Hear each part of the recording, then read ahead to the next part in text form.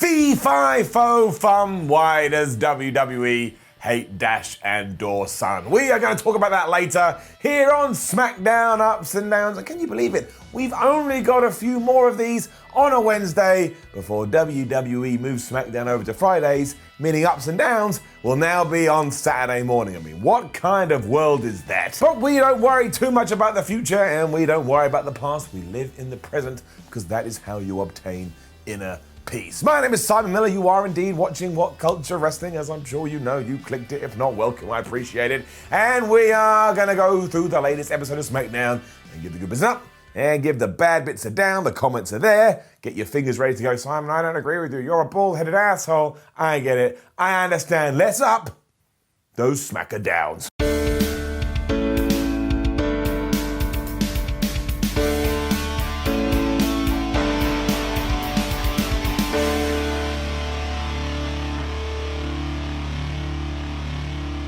SmackDown started with a six-man tag match. How nice was that? There was no, I'm here to set up the show for the evening by talking into a microphone for 25 minutes. I mean, I was a bit worried because I thought WWE was going to try and eke out this program between Kofi Kingston and Randy Orton. And how you do that after Kingston just kicked the Viper right in the head and beat him at Clash of Champions, I don't know. But we didn't do that, and it was just easy to watch. Give it up. We focused on Xavier Woods' knee again, which makes sense because the Revival had worked over that at the pay-per-view, so 2 days later, it's obviously going to go worse. It didn't make a difference, and this was a little bit confusing because the New Day did win. Kofi Kingston kicked Dawson in the skull. 1, 2, 3. That was that. And you know, why, as I mentioned in the intro, WWE just does not like Dash and Dawson because they were basically pawns on Raw, and now they're pawns on SmackDown.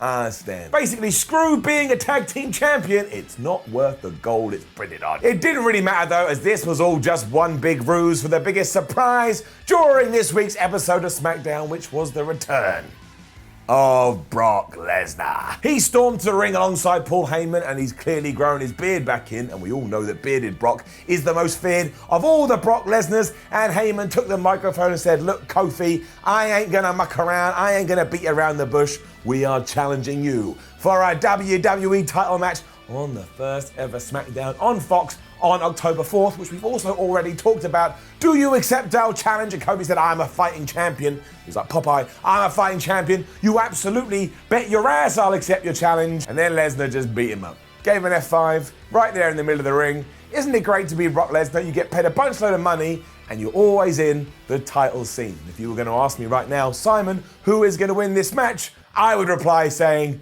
see ya, Kofi. I hope you enjoyed your title reign. And in fact, if Brock doesn't win on that first ever SmackDown on Fox, I will eat my own face. What a video that will be. Sasha Banks was backstage with Bayley after this, and she let us know that she will indeed beat Becky Lynch at Hell in a Cell. I assume that was the case, Sasha. Imagine she had said the opposite. I have thought about it and have realized I won't be able to beat the man at the pay-per-view. Served a purpose. We're going to have a match later on. It was then time to get some of the fallout from Clash of Champions and learn about Erick Rowan's dreams and plans for the future, and well, it left me a little bit disappointed. Down. He was having an interview with Michael Cole, and fair play to WWE, they said it in the back, they lit it well, and it made Eric feel like a big deal. However, if you were tuning in to this episode of SmackDown to try and find out why Luke Harper returned to help his old buddy, well, Rowan just went, I don't want to talk about that. And if you do want to talk about that, maybe you should go and find Luke Harper. That is weak. He also said he turned on Daniel Bryan because he's no goon and he was sick of just being a background player. And kind of at segments of this, he sounded a little bit like a child. We did learn, however, that the reason he has been targeting the big dog is to let him know that his power that he has in the WWE is just an illusion. And then another point, Michael Cole said that what Erick Rowan had been doing to Roman was attempted manslaughter. Let me just read you the definition of manslaughter. The crime of killing a human being without malice aforethought or in circumstances not amounting to murder. There was 100% malice and intent to kill here. Eric pushed a bunch of scaffolding onto Roman Reigns and tried to squish him in a car. I mean, what the hell? It was kind of fascinating, and I'm a really big fan that Rowan has got something out the other end of this, but he may as well just look to the camera and gone, Well, the reason I got up to all these shenanigans is because I felt ignored. And I thought the best way to not feel ignored was to try and kill somebody and then beat up my friend. I just felt like we could have done more. You know, I felt like we could have done more. I felt like we deserved more. This story's been going on for weeks. It made me sad. Oh well, what are you gonna do? Sometimes people get sad. At least we got a new feud, which is also an old feud when it comes to Sami Zayn and your Intercontinental Champion, Shinsuke Nakamura, because it certainly seems, like I say, that we are going back to Ali versus Nakamura. And you will recall that Ali has a win over Shinsuke. That happened back in 1776. So now obviously is a time to pay it off. Give it up. Ali did come out for a match this week, but unfortunately he didn't get it. Instead, Sami Zayn was on the microphone and said, Ali, you will never be a champion, which of course means when he does become the champion, we're like, oh, he did it. He overcame the odds. And then the two just beat the absolute crap out of him. Shinsuke Kinsasha'd him in the face. Hate that word, Kinsasha. Doesn't work with my mouth. If only I could have this same kind of optimism when it came to Kevin Owens, but really, honestly, it just feels like we are burying him into the ground. In fact, someone give me a spade and I'll start digging the mud down. In short, during all this fracas, KO actually started walking into the arena because he had bought a seat to watch tonight's fun. Shane McMahon at the exact same time was watching this on the TV, and as always, like the screen was here, so Shane McMahon has to watch it like this because everybody in WWE has neck issues. And then, the timing of this was wonderful, he also got served with a lawsuit. Someone was there and gave him some papers. Shane stormed out there and demanded Kevin got in the ring because he wanted to talk about this nonsense. Because in short, Kevin Owens is suing Shane McMahon for wrongful termination because look at this.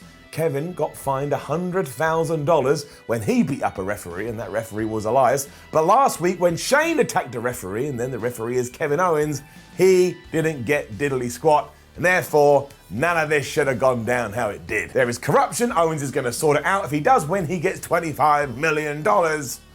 And Shane McMahon gets fired. Now, I guess this is an intriguing twist, but it's also just so lame. I don't want my wrestling baby faces to be walking around going, oh, I'm going to sue your behind. Oh, you better dress nicely because the judge's going to be looking at you soon. On the kick-ass, I want to take names. It just fell so flat and it does absolutely nothing for Kevin Owens. I mean, it's like he wasn't able to beat Shane in the ring, so instead he thought, well, I'm just going to go around this way and I'm going to try and get one over him by taking him to court. What's going to happen next week?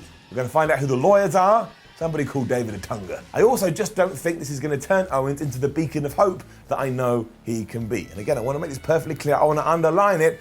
I am a massive fan of Kevin Owens, but I don't believe this is going to work. We then saw Charlotte getting ready backstage because she is going to have a match with Sasha Banks in just a second. And quite fascinatingly, she was joined by Daddy Ric Flair, which was interesting because last I heard, the Nature Boy was trying to sue WWE, but let's not talk about that. And we got the same AOP promo that we got on Raw, but I wanted to mention it because it's really, really good. I like the subtitles. Sometimes small things make all the difference, and you can completely believe that they're coming back to get those tag team titles.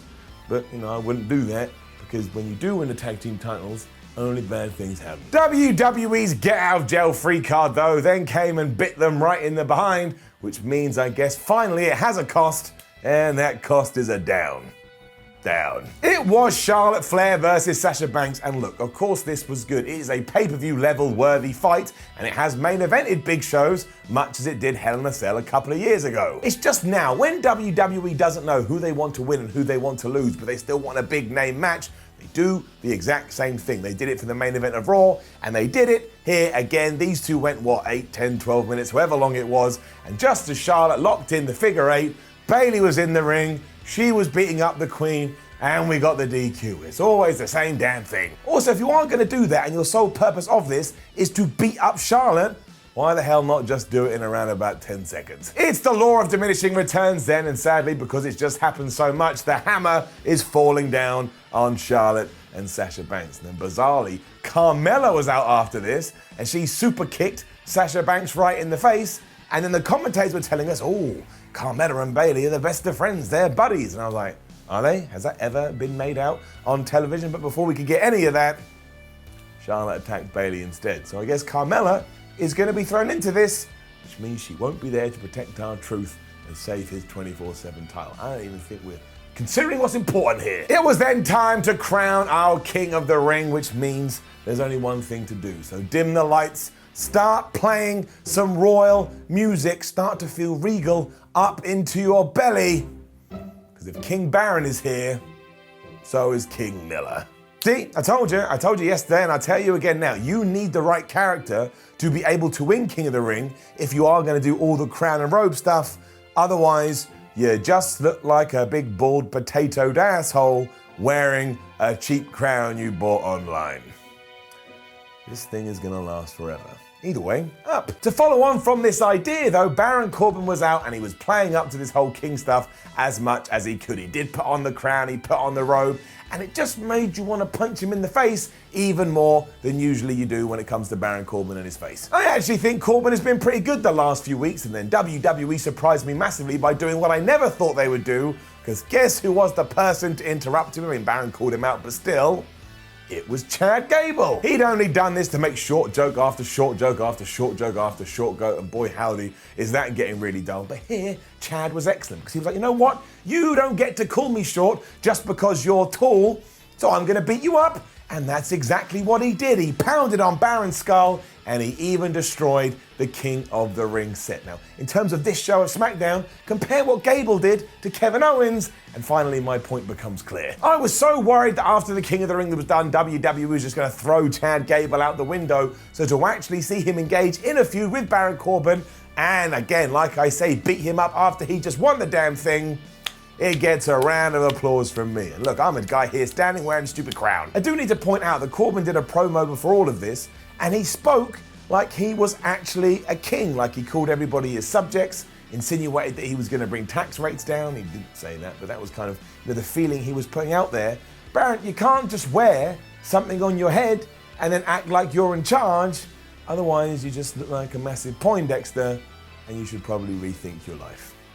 Just saying. Heavy Machinery then beat the B Team like they were cheese, and if you are someone that likes to keep up on your WWE hierarchy chart, Bo Dallas and Kurt Axel are pretty much as low as you can go. Also, if you have another chart that's about wrestlers changing their attire, Otis was out here just wearing pants. He's got away with the singlet, and even if you didn't see that, which would have been impossible, the commentators let us know over and over and over again. I can only assume that Byron Saxton must have made Otis' new gear. Either way, it gets an up. Beat them after the compactor. I really, really like Heavy Machinery. I can't figure out what exactly is going to happen with this whole Roman Reigns, Daniel Bryan, Luke Harper, and Erick Rowan thing, and I say that in a positive way. I kind of have a sensation there's one final twist in the tail. If WWE does do that, it's not going to make any sense, but I would still appreciate it. Give it an up. It started with Daniel Bryan walking to the ring to a mixed reaction, but he quickly said, hey, I can hear some of those cheers, but you are the exact same people that accused me of attacking Roman Reigns. And regardless how I've been perceived in the past, I can say with 100% assuredness, I have never lied to you. And he even then went on to say he was very, very sad right now because he had considered Erick Rowan a proper friend. Rowan then arrived to tell Daniel Bryan this was a bunch of nonsense and he was never like that, and he was forced to stand in the background just wearing obscure metal t-shirts. And really, when you remember their partnership, he ain't 100% wrong. Bryan told him to do something about it then, which he kind of did, because from behind Luke Harper attacked and the Bludgeon Brothers were then beating him down. Of course, who came out to make the save? It was Roman Reigns. Not even that was enough though, because Harper and Rowan also beat him down, and by the end of it, it was like a scene from an action movie. Tables were broken and people had been thrown into poles. There was absolute devastation, and you'd have to believe at Hell in a Cell, somehow this storyline is gonna end, or at least move forward, with Daniel Bryan and Roman Reigns teaming to take on Harper and Rowan. And who saw that coming? Unless, of course, Daniel Bryan is up to something. Again, he got thrown through a table here, so how that is ever going to make any kind of sense, I do not know. I just kind of feel like he's going to screw over Roman Reigns. And if he doesn't, it means we're depriving ourselves of a Roman Reigns versus Daniel Bryan match, which would be excellent, especially at something like Survivor Series. And that just seems like a mistake. I can't figure this out. If nothing else though, I do genuinely appreciate that Harper and Rowan are being used in main event angles, or at least these things are coming at the top of the show, even if there are no titles involved. And that's what long-term angles and long-term storylines, which is what this is, should do. Make sure that on the other side, you have cemented two other people as stars. Now, I don't actually know if that will continue when all is said and done. You know what WWE is like, they can pull the rug out for you from nowhere, but at least right now, it is awesome to see Erick Rowan and Luke Harper in proper roles. They ain't bad. Ain't bad at all. Which brings us to the end of SmackDown, and it was kind of a crazy show. I really don't understand where we're going with Kevin Owens, but again, let me know in the comments if you disagree. And the same can go for Daniel Bryan. But as I said on Raw yesterday, was I ever bored watching this? No, I was not. Spinning arrow, it gets an up. And it gets a special up for that one guy yesterday that told me that I'm well too negative, even though the last 5 WWE shows have all got overall ups. You can't win in the ups and downs game, you can only lose. But again, please now do head over to the comments and let me know what you thought about SmackDown, especially Kevin Owens. It's my big focus this week. Like the video, share the video, subscribe to WhatCulture Wrestling. The button is right there and you should hit it really, really hard. Go and follow WhatCulture on Twitter, WhatCulture WWE. Read yourself more articles at WhatCulture.com. And as you are on YouTube, take that finger, click around, watch more videos. My name is Simon from WhatCulture. Thank you very much for watching. I'll see you soon.